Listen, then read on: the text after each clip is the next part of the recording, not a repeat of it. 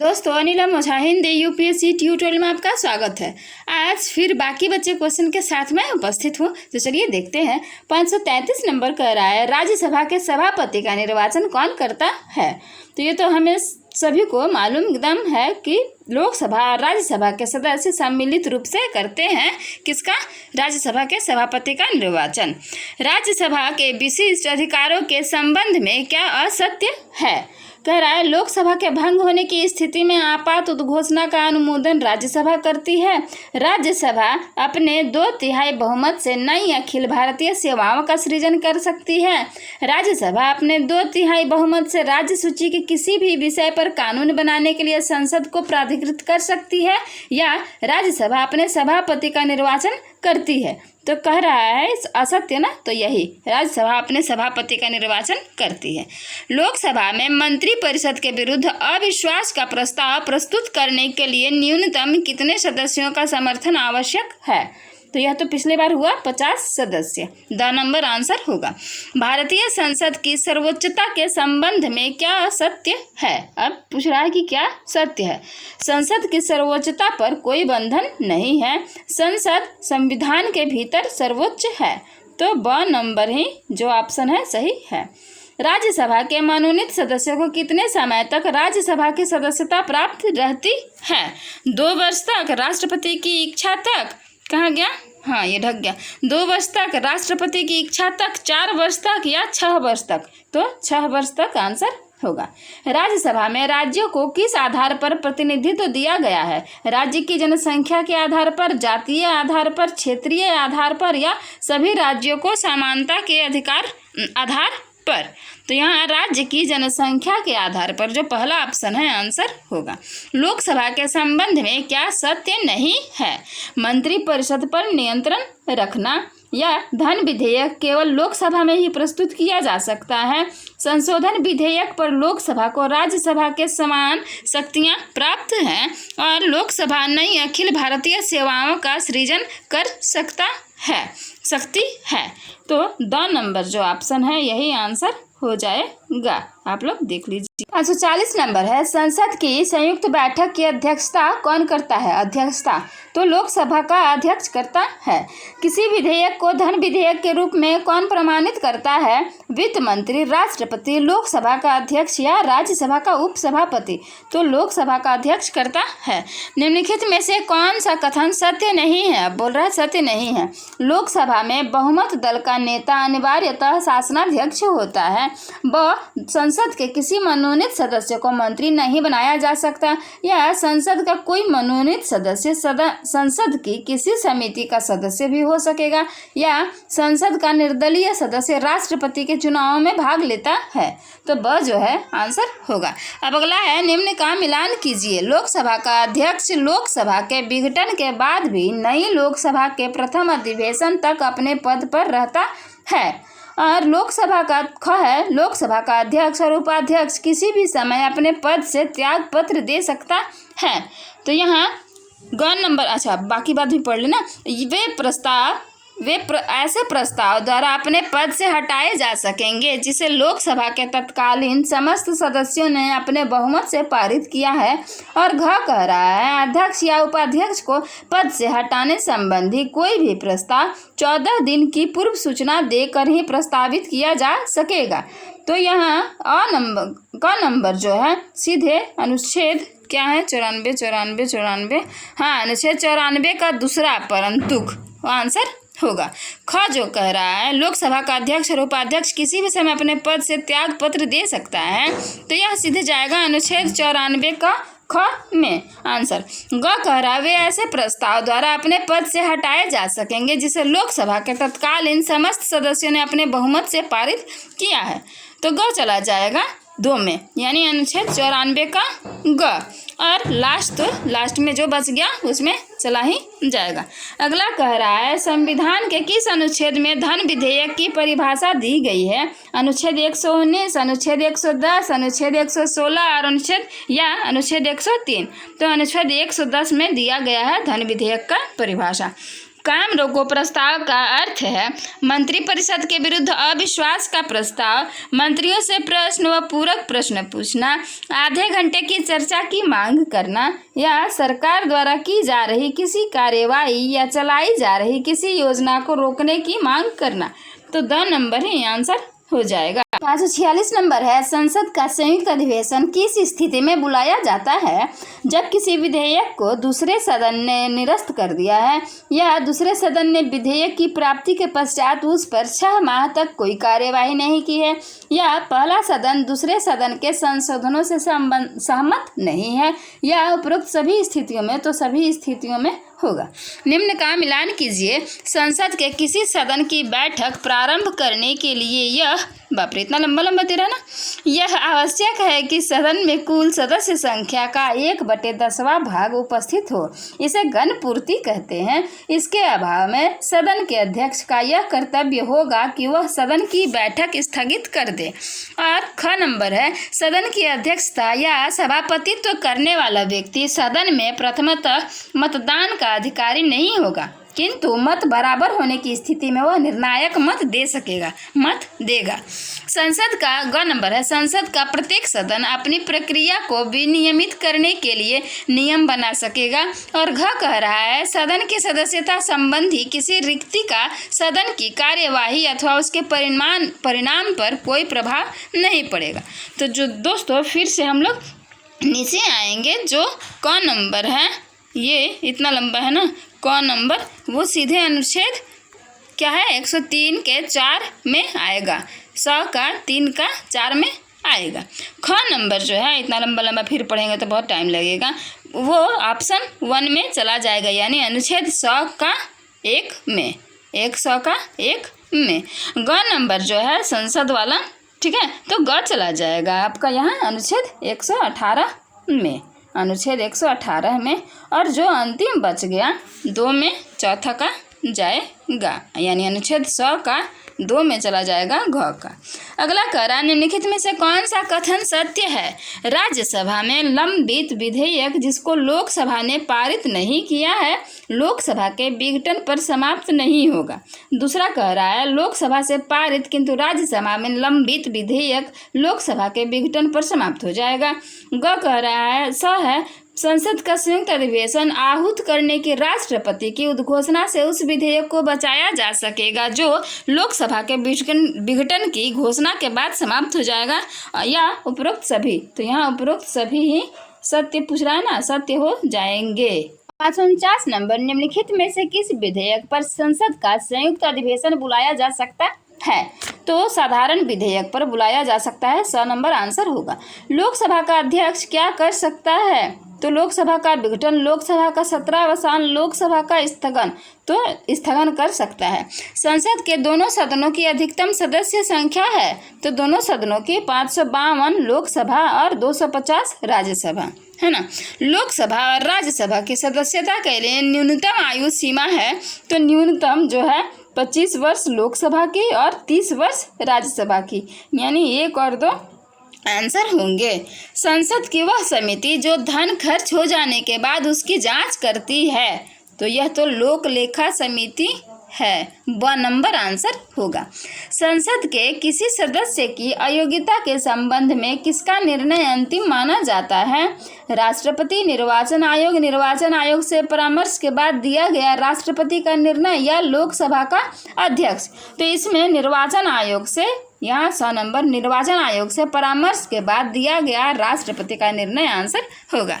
लोकसभा के अध्यक्ष को उसके पद से हटाया जा सकता है, तो लोकसभा के उपाध्यक्ष द्वारा या लोकसभा में पारित महाभियोग प्रस्ताव द्वारा या राष्ट्रपति के आदेश द्वारा या लोकसभा में पारित पद से हटाने संबंधी प्रस्ताव द्वारा। तो 2 नंबर ही आंसर होगा, यानी लोकसभा में पारित पद से हटाने संबंधी प्रस्ताव द्वारा। राज्यसभा के सभापति को उसके पद से हटाया जा सकता है, राज्यसभा में पारित अविश्वास प्रस्ताव द्वारा, संसद में पारित महाभियोग प्रस्ताव द्वारा, राज्यसभा के अविश्वास प्रस्ताव द्वारा जिससे लोकसभा का सहमत होना आवश्यक है, या राज्यसभा के अविश्वास प्रस्ताव द्वारा जिससे लोकसभा का सहमत होना आवश्यक नहीं है। तो यह हो जाएगा राज्यसभा के अविश्वास प्रस्ताव द्वारा जिससे लोकसभा का सहमत होना आवश्यक है। 557 नंबर है, संसद को संविधान में संशोधन की शक्ति किस अनुच्छेद के तहत प्राप्त है? तो अनुच्छेद 368 भाग 20 में वर्णित है। लोकसभा सरकार को अपने प्रति उत्तरदायी बनाती है अविश्वास प्रस्ताव द्वारा, या प्रश्नकाल द्वारा, या बजट में कटौती प्रस्ताव पेश करके, या विनियोग विधेयक को पारित करके। तो 1, 2, 3, 4 जो है सभी आंसर होंगे। संसद के 2 अधिवेशनों के मध्य अधिकतम कितने माह का अंतराल हो सकता है? तो 6 माह का, ये पीछे हुआ। संविधान के किस अनुच्छेद के अंतर्गत राज्यसभा नई अखिल भारतीय प्रशासनिक सेवाओं का सृजन प्रस्तावित कर सकती है? कह रहा है 356, अनुच्छेद 312, अनुच्छेद 249 या अनुच्छेद 352। तो अनुच्छेद 312 आंसर होगा। लोकसभा का सदस्य अपना त्याग पत्र किसे देता है? लोकसभा के अध्यक्ष को, राष्ट्रपति को, अपने दल के मुख्य सचेतक को, या प्रधानमंत्री को? तो लोकसभा के अध्यक्ष को देता है लोकसभा का सदस्य। निम्नलिखित में से कौन सा कथन लेखानुदान के संबंध में सत्य नहीं है? संसद में पिछले घाटे को पूरा करने के लिए लेखानुदान प्रस्तुत किया जाता है। लेखानुदान के माध्यम से सरकार पुराने करों को समाप्त नहीं कर सकती तथा नए करों का आरोपण नहीं कर सकती। संचित निधि में से इसके द्वारा निकाली गई धनराशि पिछले वर्ष उसी अवधि में खर्च की गई धनराशि के समान ही होनी चाहिए, या इसके द्वारा सरकार एक निश्चित धनराशि एक निश्चित अवधि के लिए प्राप्त कर सकती है। तो जो अ नंबर है यही आंसर होगा। संसद में पिछले बजट घाटे को पूरा करने के लिए लेखानुदान प्रस्तुत किया जाता है। राज्यसभा की अधिकतम सदस्य संख्या कितनी है? तो अभी हुआ 250, अभी हमने पढ़ा एकदम जस्टिस के ऊपर। भारत की संचित निधि में से धन निकालने की अनुमति किसके माध्यम से प्राप्त होती है? वित्त विधेयक, धन विधेयक, विनियोग विधेयक, या उपरोक्त में से कोई नहीं? तो विनियोग विधेयक यानी 100 नंबर जो है आंसर होगा। 565 नंबर है, संसद की अनुमान समिति संसद के किस सदन की समिति होती है? लोकसभा की, राज्यसभा की? अच्छा, पहला ही ऑप्शन आंसर हो गया। निम्नलिखित में से वह व्यक्ति कौन है जो उस सदन की अध्यक्षता करता है जिसका वह सदस्य नहीं होता? लोकसभा का अध्यक्ष, राज्यसभा का सभापति, विधानसभा का अध्यक्ष, या विधान परिषद का सभापति? तो राज्यसभा का सभापति आंसर होगा। लोक लेखा समिति में राज्यसभा के कितने सदस्य होते हैं? तो लोक लेखा समिति में 7 सदस्य होते हैं राज्यसभा के। लोकसभा में मान्यता प्राप्त प्रतिपक्षी दल के नेता को किसके समान वेतन एवं अन्य सुविधाएं प्रदान की जाती हैं? प्रधानमंत्री के समान, केंद्रीय कैबिनेट मंत्री के समान, केंद्रीय राज्य मंत्री जो स्वतंत्र प्रभार के होते हैं उनके समान, या केंद्रीय राज्य मंत्री के समान? तो यहाँ केंद्रीय कैबिनेट मंत्री जो है ऑप्शन आंसर होगा। नई स्थायी संसदीय समिति व्यवस्था के तहत कुल कितनी समितियों का गठन किया गया है? तो कुल 24 हो जाएगा आंसर यहाँ। नई स्थायी संसदीय समिति यहाँ सीमित व्यवस्था के तहत, यहाँ समिति है, यहाँ सीमित है, पता नहीं, तहत स्थापित की गई प्रत्येक समिति, यहाँ समिति ही होगा, यहाँ समिति ही होगा। समिति में कुल कितने सदस्यों की व्यवस्था की गई है? तो 45, 40, 25 या 52? तो 45 जो है आंसर होगा। प्रत्येक नई स्थायी संसदीय समिति के संबंध में क्या सत्य है? इसमें लोकसभा के 30 सदस्य हैं, इसमें राज्यसभा के 30 सदस्य हैं, इसमें लोकसभा के 25 सदस्य हैं, या इसमें राज्यसभा के 15 सदस्य हैं? तो इसमें लोकसभा के 30 सदस्य हैं और इसमें राज्यसभा के 15 सदस्य हैं, यानी 1 और 4 आंसर होगा। संसद में पेश किया जाने वाला विधेयक कितने प्रकार का होता है? पहला कह रहा है 2 प्रकार के, सरकारी और गैर सरकारी। 3 प्रकार के, सरकारी, अर्ध सरकारी और गैर सरकारी। तीसरा कह रहा है 1 प्रकार के सरकारी विधेयक। चौथा कह रहा है उपरोक्त में से कोई नहीं। तो जो फर्स्ट है आंसर ऑप्शन वही आंसर होगा, यानी दो प्रकार के, सरकारी और गैर सरकारी विधेयक। 73 नंबर है, सरकारी विधेयक कितने प्रकार के हो सकते हैं? संविधान संशोधन विधेयक, साधारण विधेयक, धन विधेयक या वित्त विधेयक। तो ऑप्शन चारों जो है आंसर होंगे। नई अखिल भारतीय सेवाओं के गठन का अधिकार किसे प्रदान किया गया है? तो यह ब नंबर आंसर होगा, राज्यसभा को। विनियोग विधेयक की परिभाषा संविधान के किस अनुच्छेद में दी गई है? अनुच्छेद 114, अनुच्छेद 117, अनुच्छेद 103 या अनुच्छेद 107? तो अनुच्छेद 114 में दी गई है। किन विषयों से संबंधित होने के कारण कोई विधेयक धन विधेयक बन जाता है? करों का उत्साधन करने वाला कोई विधेयक, करों का आरोपण करने वाला कोई विधेयक, संचित निधि से धन का विनियोजन करने वाला कोई विधेयक। उपरोक्त में से कह रहा है कि सही का चयन करें। तो यहाँ 1, 2, 3 जो है सभी आंसर होंगे। धन विधेयक को संसद के किस सदन में प्रस्तुत किया जा सकता है? राज्यसभा में, लोकसभा में, संसद के किसी भी सदन में, या यह वित्त मंत्री की इच्छा पर निर्भर है कि वह किस सदन में धन विधेयक को प्रस्तुत करे? तो यहाँ ब आंसर होगा, लोकसभा में। उस स्थिति में क्या होगा जब किसी धन विधेयक को राज्यसभा 14 दिन के भीतर लोकसभा को वापस नहीं लौटाती? कह रहा है लोकसभा द्वारा विधेयक को पुनः पारित किए जाने पर विधेयक दोनों सदनों से पारित किया हुआ समझा जाएगा। वह कह रहा है 14 दिन के बाद यह मान लिया जाता है कि विधेयक पर राज्यसभा की भी स्वीकृति प्राप्त हो गई है, या विधेयक का समाधान संसद की संयुक्त बैठक से होगा, या उपरोक्त में से कोई नहीं। तो कह रहा है कि यहाँ 14 दिन के बाद वह आंसर होगा। 14 दिन के बाद यह मान लिया जाता है कि विधेयक पर राज्यसभा की भी स्वीकृति प्राप्त हो गई है। इसलिए कहते ना, मौन ना रहिए, चुप रहे तो समझ जाएंगे कि हाँ। 579 नंबर कह रहा है, क्या किसी धन विधेयक को संसद की संयुक्त समिति के विचारार्थ भेजा जा सकता है? तो ऑप्शन जो है वह आंसर होगा, नहीं भेजा जाता। 580 नंबर है, किसी विधेयक के संबंध में बुलाई गई संसद की संयुक्त बैठक में उस विधेयक को किस प्रकार पारित किया जाता है? कह रहा है दोनों सदनों में उपस्थित और मतदान करने वाले सभी सदस्यों के बहुमत से। ब कह रहा है दोनों सदनों की कुल सदस्य संख्या के बहुमत से, दोनों सदनों के उपस्थित सदस्यों की सर्वसम्मति से, या दोनों सदनों के उपस्थित और मतदान करने वाले सदस्यों के 2/3 बहुमत से। तो आ नंबर आंसर होगा। वित्त विधेयक को संसद द्वारा कितने दिनों के भीतर स्वीकार करना आवश्यक होता है? 3 माह, 6 माह, 60 दिन या 75 दिन? तो 75 दिन आंसर होगा, द नंबर। लोकसभा के निर्वाचन क्षेत्रों के संबंध में क्या सत्य है? ये बहुसदस्यीय निर्वाचन क्षेत्र है, कह रहा है। दूसरा, ये एकल सदस्यीय निर्वाचन क्षेत्र है। तीसरा, उपरोक्त दोनों सही हैं। और चौथा कह रहा है कि उपरोक्त दोनों गलत हैं। तो पहला जो है ये बहुसदस्यीय निर्वाचन क्षेत्र है, आंसर होगा। लोकसभा के अध्यक्ष को पद एवं गोपनीयता की शपथ कौन दिलवाता है? तो ये तो हमने पीछे देखा है। भारत का मुख्य न्यायाधीश, राष्ट्रपति, लोकसभा का सबसे वरिष्ठ सदस्य, या वह केवल लोकसभा के सदस्य के रूप में ही शपथ लेता है, लोकसभा के अध्यक्ष के रूप में नहीं? तो यही आंसर होगा। 584 नंबर है, यदि संसद के किसी सदन का कोई सदस्य दूसरे सदन का सदस्य भी निर्वाचित हो जाता है तो पहले सदन से उसकी सदस्यता कब समाप्त हो जाएगी?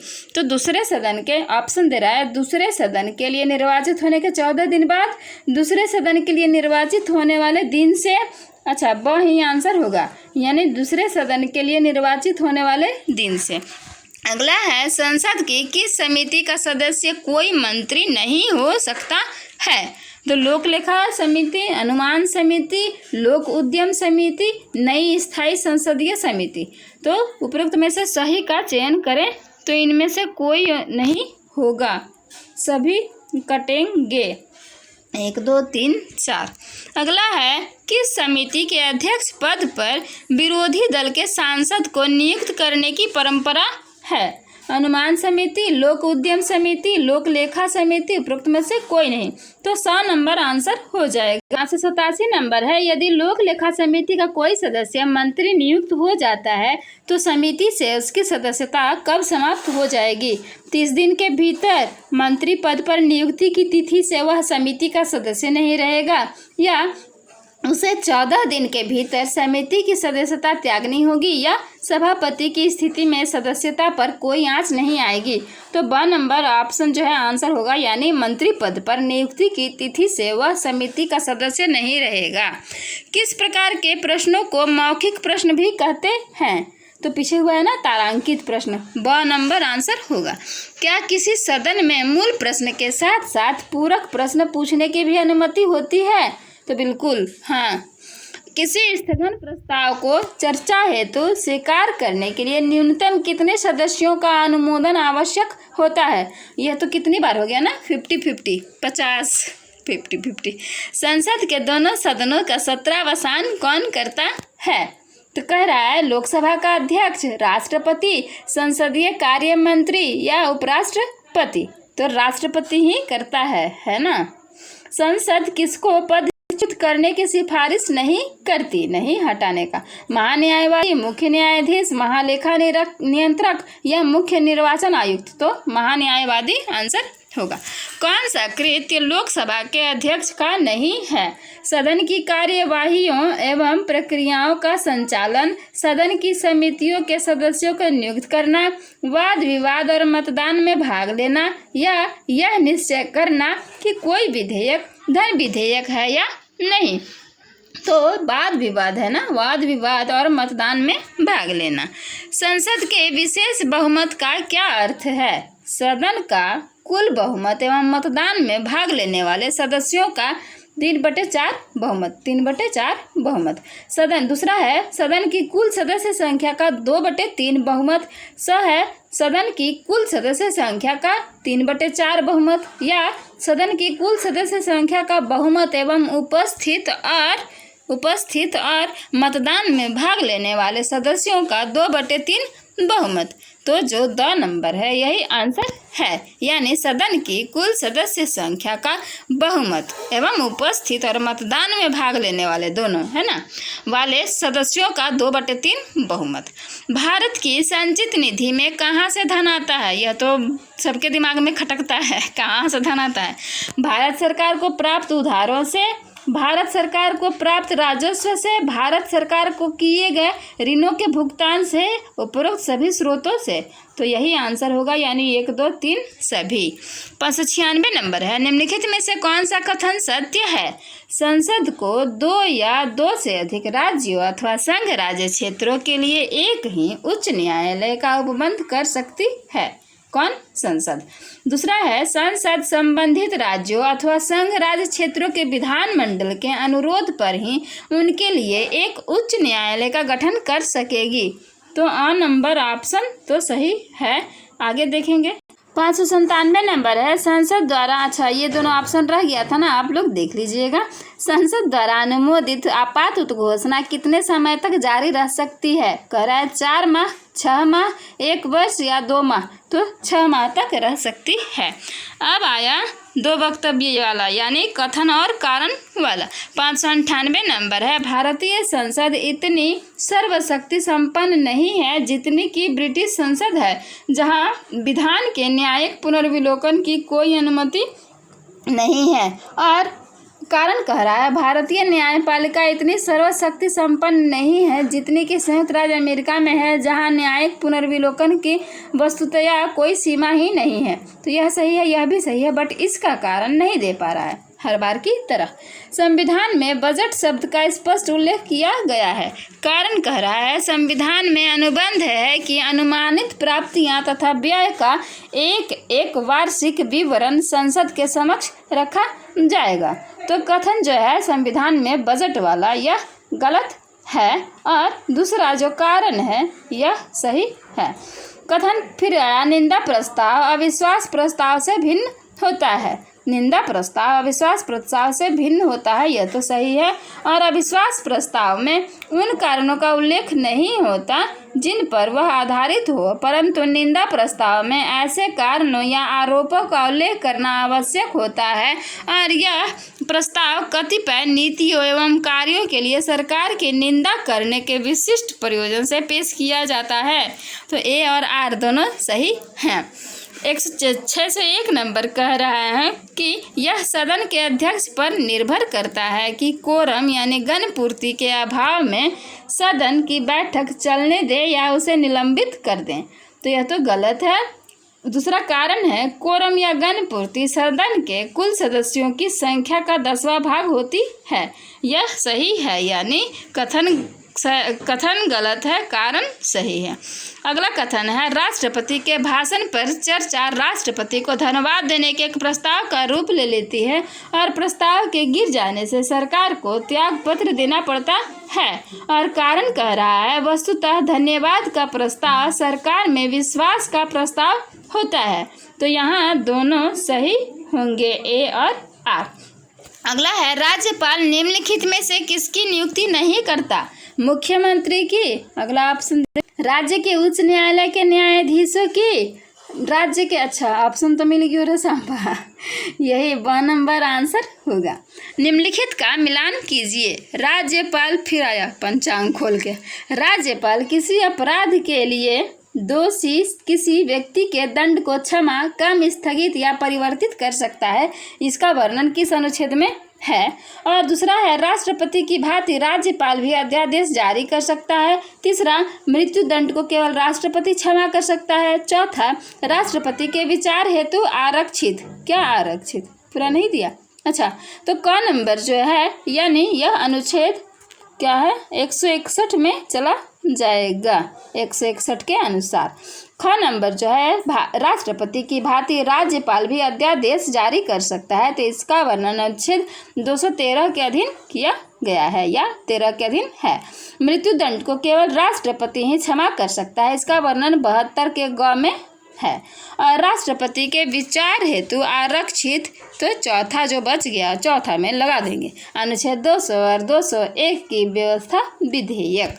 अगला है राज्यपाल को निम्नलिखित में से कौन सी शक्तियां प्राप्त नहीं हैं? कभी हैं कभी नहीं हैं।